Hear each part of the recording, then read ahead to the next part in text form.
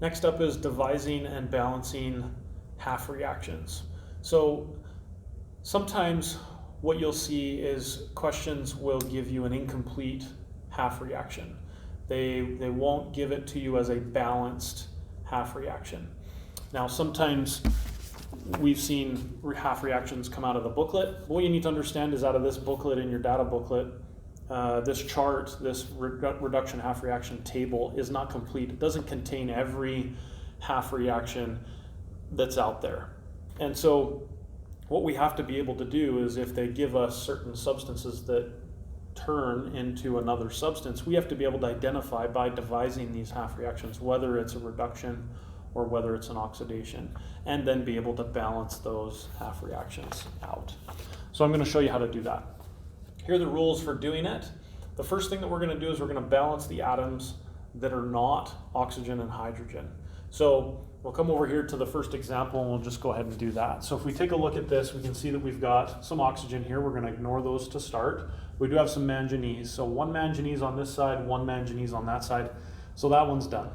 So then I move to step 2, and we do balance the oxygens next by using water molecules. So on this side I've got 4 oxygens. So on this side I need to add 4 water molecules to get 4 oxygens on this side so that the oxygens are now balanced. Then I move to step 3, and it says balance the hydrogens using H+.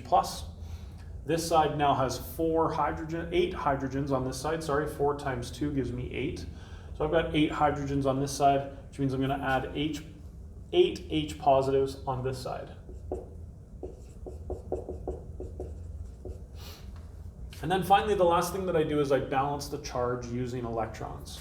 So the charge over here on this side of the reaction is just a sum of all the mini charges that I've got. So I add up all the positives and all the negatives, and I get a total sum of a charge on the reactant side. And I can do the same for the product side. So over here I've got 8 positives and 1 negative. That gives me a total of +7 on this side of the reaction. Over here I've got 2 positives plus 0, 4 water molecules that are all neutral. That's just equals 0. And so that equals a +2 altogether on that side. So now what I'm doing is, to balance the charge out, I'm using negative charges. I'm using electrons. So there is only one side that I can add electrons to that's going to balance this out. If I add it to the wrong side, then it's going to actually take the charges further away. So if I add, for example, negatives to this side, this +2 is going to become more negative, becoming further away from the +7. So I don't want to add it to this side. For this one, I need to add it to the reactant side. And if I add 5 electrons here, and then change my math so that now instead of 1 negative, I've got 6 negatives, you can see now that this turns into a +2, which then balances out with the charge on the product side. And that reaction is now balanced. If you take a look, that reaction is actually in fact in your data booklet, and you can see it as the 3rd one from the top, and you can see that it matches perfectly with what we have on the board. The next one here, if we take a look at this, again, following the rules, balancing the atoms except for oxygen and nitrogen to begin with, or oxygen and hydrogen, sorry. In this reaction, I am going to balance the nitrogens first. I have 2 over here, and I need 2 over here, so I'm going to put a 2 on that side. Then over here, I'm going to look at my oxygens. I've got 4 oxygens, so I'm going to put 3 waters on this side. The reason I put 3 is because I already have 1 oxygen over here to accumulate up to 4. So that's balanced. Now I look at my hydrogens. I've got 6 on this side, and I have 2 on this side, which means I only need to add 4 more H pluses.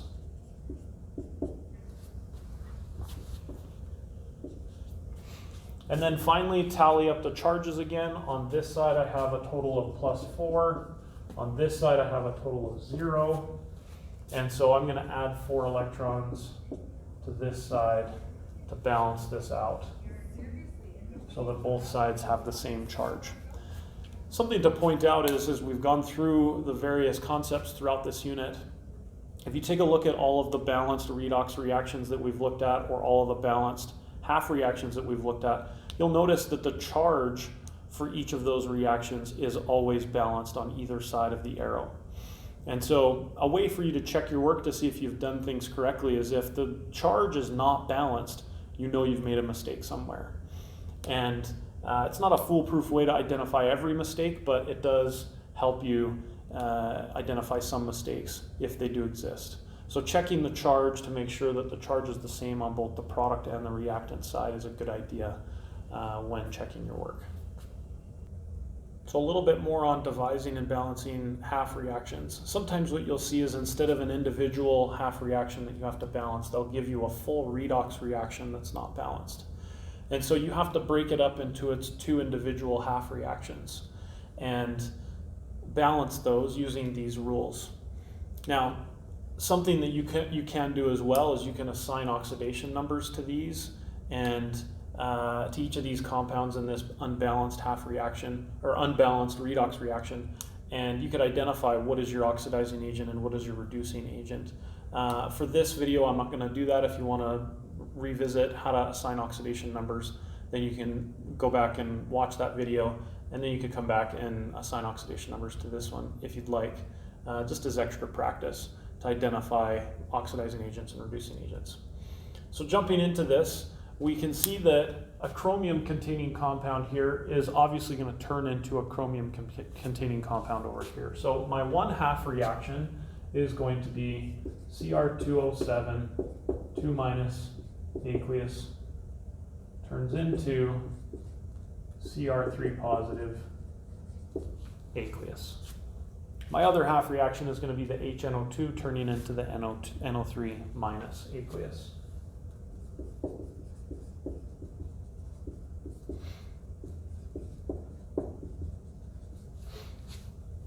And so you can see my half reactions have to be grouped up with substances that are turning into other substances that are there. The dichromate ion is not going to turn into the nitrate ion. That just doesn't make sense. It's not made of those pieces, and so that's why we group it this way. So I'm going to go ahead and use these rules to balance out these two half reactions. So I'm going to balance the chromiums first, make it 2. Then I've got 7 oxygens, which means then I need 7 waters on this side. And then I'm going to balance out the charges, balance out the hydrogens. So I've got 14 hydrogens that I need over here. And then I'm going to balance out the charges. So on this side, I've got a total of plus 12, and on this side, I have a total of plus 6. So I'm going to add 6 electrons over here, and then that will give me a total of plus 6 on both sides. For this one right here, my nitrogens are balanced. I'm going to balance the oxygens. Next, using water, I've got 3 and 2, so I only need 1 more water over here. Then I'm going to balance my hydrogens, being careful that you're counting all the hydrogens on the whole side. So here I've got 2, plus I've got another one right here. So that's 3 hydrogens altogether. So I do it like that. Then I look at the charge on the reactant side, which is 0. And the charge on the product side, which is plus 3 plus a -1, gives me 2, positive 2 altogether. So if I add 2 electrons over here, then that should balance it out. Okay, so now I've gotten this far and we've done this devising and balancing half reactions. What I can do now is, because this is an unbalanced redox reaction, I can add these two up together by balancing the electrons out, and I can get a balanced redox reaction. So we've done this skill before, but just to revisit, I've got 6 electrons here and 2 over here, so I'm going to times this reaction by 3 to get 6 electrons so that those can cancel out. So times this by 3, 3, 3, this is a 9, and that becomes a 6. Now my electrons cancel. And a few other things cancel out as well. You'll notice that I've got 3 waters over here. Those 3 waters are going to cancel out with 3 of the 7 waters that I have. So I'm going to have 4 left over. And then same thing with the hydrogens, the H pluses. I've got those 9. Those 9 are going to cancel out 9 of those 14, leaving me with 5 left over. So once I've done that, then I can add up everything that's left over in that reaction and write out my balanced reaction. So I've got 5H plus aqueous plus 3H NO2 aqueous Cr2O7 2 minus aqueous turns into 2Cr3 positive aqueous 3NO3 minus aqueous and 4 water. And that's my balanced redox reaction here from my unbalanced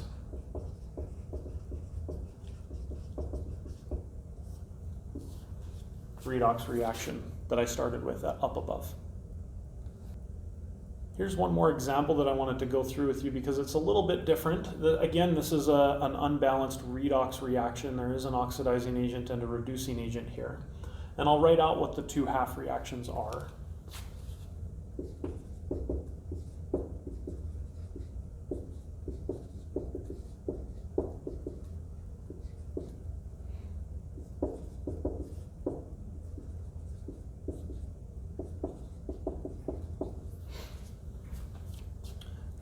What you'll notice here is that I only have one reactant for this. And this one reactant turns into two other things. I'm not going to balance these two half reactions out for you. You can do those on your own if you want to pause the video right now. What I'm going to talk about moving forward is what does this mean in terms of oxidizing agents and reducing agents for this reaction. So to explain this, I'm going to assign some oxidation numbers to these. So first of all, I know that oxygen is a -2. That makes this bismuth a +1. Over here, again -2.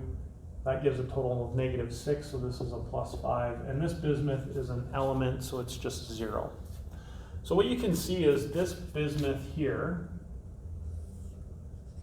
turns into that one and that one. If you take a look at the oxidation numbers, you can see that this oxidation number goes from +1 to +5. That means that this substance was oxidized. But if you take a look, also it goes from +1 to 0, which means that it gained electrons. And so this substance here actually undergoes oxidation and reduction simultaneously. And when a substance does that, when we have a substance that undergoes an oxidation and a reduction at the same time, we call that a disproportionation.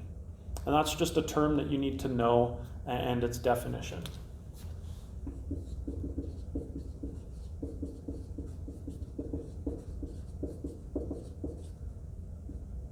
This is still a redox reaction, but it is a type of redox reaction that we call a disproportionation, in that a substance that acts as both the oxidizing agent and the reducing agent in the reaction can still undergo and make products, but it's acting as both.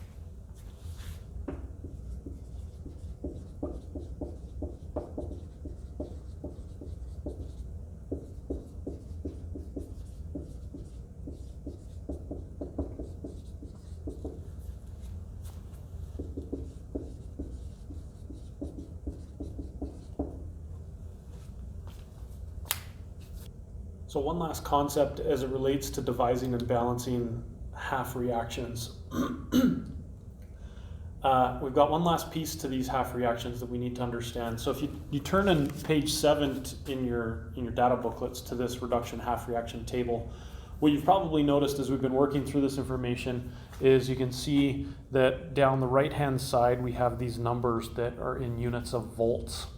And so you can see some of them are positive and some of them are negative. What this is referred to as is electrical potentials.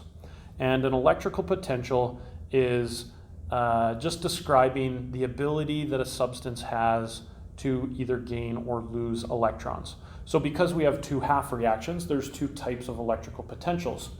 For reduction half reactions, we have reduction potentials. And for oxidation half reactions, we have oxidation potentials. Now in this booklet here in this table, this chart is a reduction half reaction table. So naturally, all of these numbers down the right-hand side are all reduction potentials. So what this means is that this shows the ability that these half reactions have to gain electrons. Now, if I write these reactions backwards from how they're written in the booklet, that will give me an oxidation half reaction. And so if I'm going to write its corresponding electrical potential with that, I have to flip the sign of the sign that's written in the book here. So for example, if you take a look at this half reaction, it's near the top. It's the sixth one down from the seventh one down from the top. And it's right here. You can see if you look all the way across, its electrical potential is positive 1.30 volts. And I've written that down over here on the side, positive 1.30 volts. And that's because this is a reduction half reaction, and that's the number that's given in the booklet, because this is a booklet or a chart of reduction half reactions. So there it is.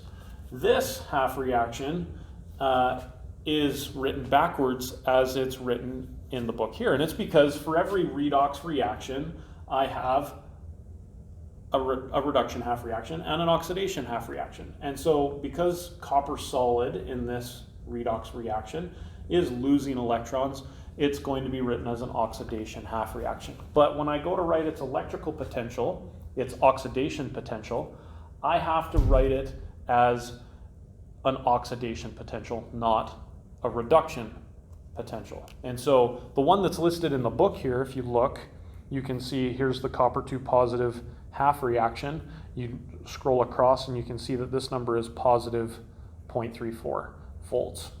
That's for the reduction of Cu2 positive. This is the oxidation of Cu solid, so the oxidation potential has to have the opposite sign. And so all a positive number means, a really high positive number, if it's a reduction potential, means that it's really good at gaining electrons. So we know fluorine is really good at gaining electrons, so it's natural that its electrical potential, its reduction electrical potential, is going to be higher than the rest. You can see here that lithium, positive, has a very, very negative electrical reduction potential, and that's because it's not very good at gaining electrons. But if you were to write this as an oxidation half reaction and flip the sign of this, you could see that its oxidation potential would be quite high, positive 3.04 volts, meaning that it's really, really good at losing electrons. So that's what these electrical potentials mean. So if I were to finish out balancing this unbalanced redox reaction that I started with, and I write out my reduction half reaction, and I write out my oxidation half reaction, and then I go ahead and I balance these electrons. So this is going to be a 2, and a 4. Then I can cancel these electrons out, and I write out my balanced reaction.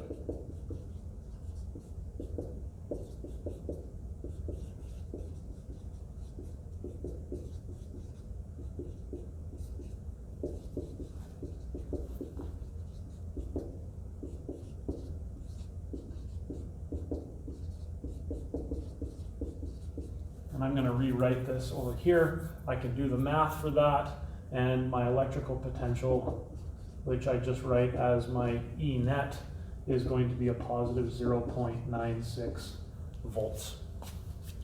And I got that number from these two numbers here. Now, something you may have noticed that I did or didn't do was that when I multiplied this reaction by 2 to make it so that I could cancel these electrons out, I didn't multiply the oxidation potential by 2. And kids sometimes get this confused with the energy unit that we did earlier, which was that, if I multiply this reaction, then I have to multiply the energy term by the same amount. And for electrical potentials, we don't do that. And the reason why is because electrical potentials are only a representation of the ability that a certain atom or molecule has at gaining or losing electrons. So whether I have 2 of them or 5 of them or 10 of them, they all have the same ability. And so this ability needs to be unaffected by this multiplication here that we do for this. And so that's why we leave that number alone. Make sure that you don't multiply those numbers. And then when you add all this up together, you just simply add these two numbers, gives you your net electrical potential of positive 0.96 volts. One last thing that we learn from these electrical potentials is that if the net electrical potential for a particular redox reaction is positive, then that tells me that that's a spontaneous reaction. If it's a negative number, then that tells me that it's a non-spontaneous reaction. So for this reaction here, because it's positive, this is a spontaneous reaction.